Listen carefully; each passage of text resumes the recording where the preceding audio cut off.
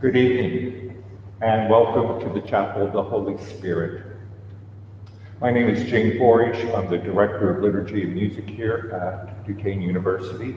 And on behalf of Dr. Anna Lunsky, our Professor of Organ and Sacred Music, we welcome you here to our campus.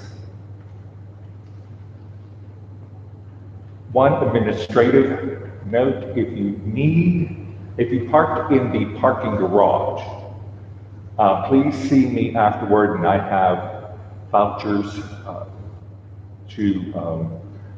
for you this evening so that there'll be no cost for you.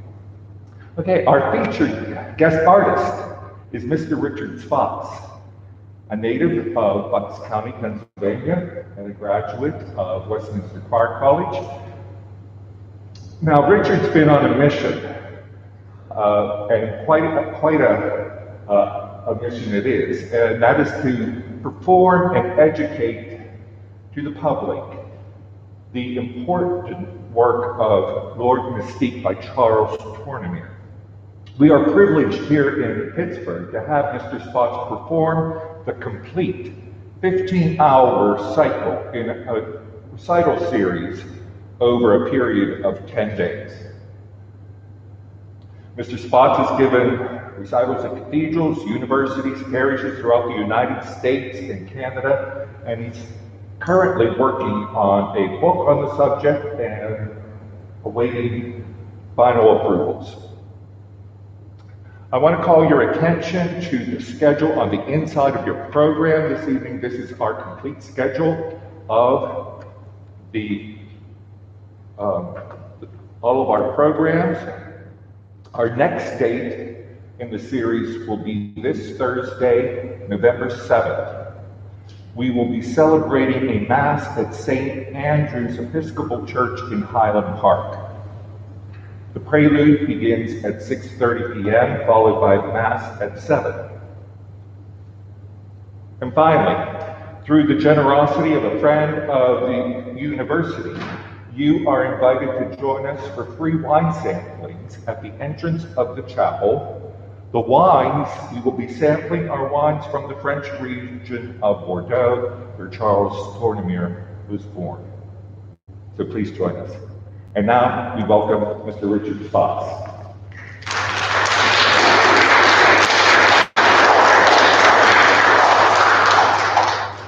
Thank you very much. A few housekeeping tips or notes for tonight.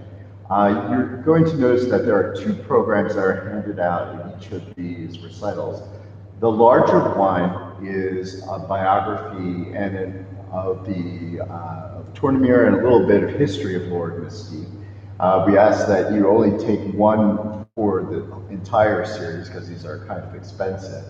But then the smaller one is the chants used for each of the movements of Lord Mystique.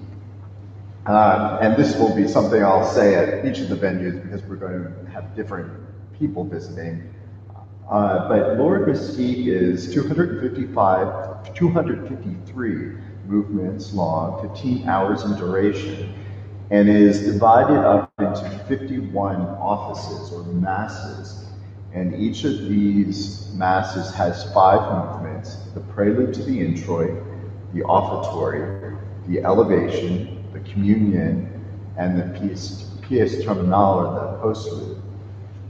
And all these movements are based off of Gregorian chant. And so your small program will have the libretto, basically, of each of these movements. We begin with the Gospel Pericope for each of these Sundays, just so you know what the subject matter of each of the Sundays is. And then we go through the different chants. And so, that said, tonight, in all of the 10 series, we'll have 2 parts. We'll just do a 5-minute stand up and stretch intermission.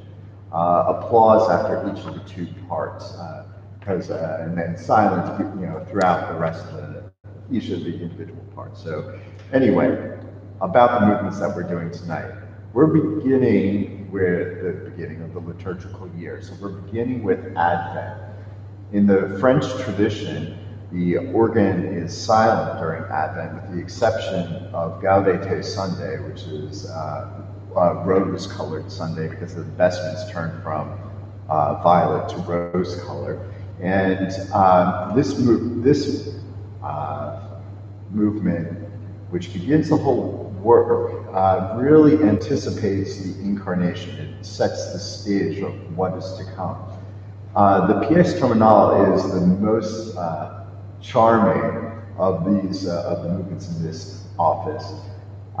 It deals with the chant, creator of the starry height. And so you're going to hear this piece be very episodic. You'll hear the stars darting in the sky. And it's going to be, it won't sound like, well, it won't sound sonata allegro, let's put it that way. So it doesn't have a musical form that you can easily grasp, but it's very evocative of that text. And after the stars sort of finish their twinkling, it ends with this very auspicious prophecy, "Thou Bethlehem in the land of Judah art not least among the princes of Judah." So it's anticipating the birth of Christ coming up on Christmas. So you just imagine the shepherds in the fields and them looking up in the stars and outside of Bethlehem. The next office that we're doing is the Immaculate Conception. Now, the Immaculate Conception has its significance, particularly in the time of Tourneur and in France. The French Church was under a lot of stress, if not attack, during the 19th century, well, from the Revolution on. And during the 19th century, there was the First Vatican Council, which really set in stone the celebration of the Immaculate Conception. It was, in a way, not only just about the Virgin Mary, but it was also about the materialism that was happening during the 19th century, the philosophical materialism. And it was also the time of Bernadette of Lourdes. The French Church was under a lot of stress, and the visions at Lourdes became this tonic to that sort of, it was a place of comfort during a time of stress. And the Immaculate Conception here has a lot of that intimacy and that question, Ave Maris Stella. So you're going to hear star imagery and oceanic imagery, and the idea that Mary was the star that leads us to a safe harbor. And so you'll hear the guiding star and the oceanic imagery. It's a very beautiful piece.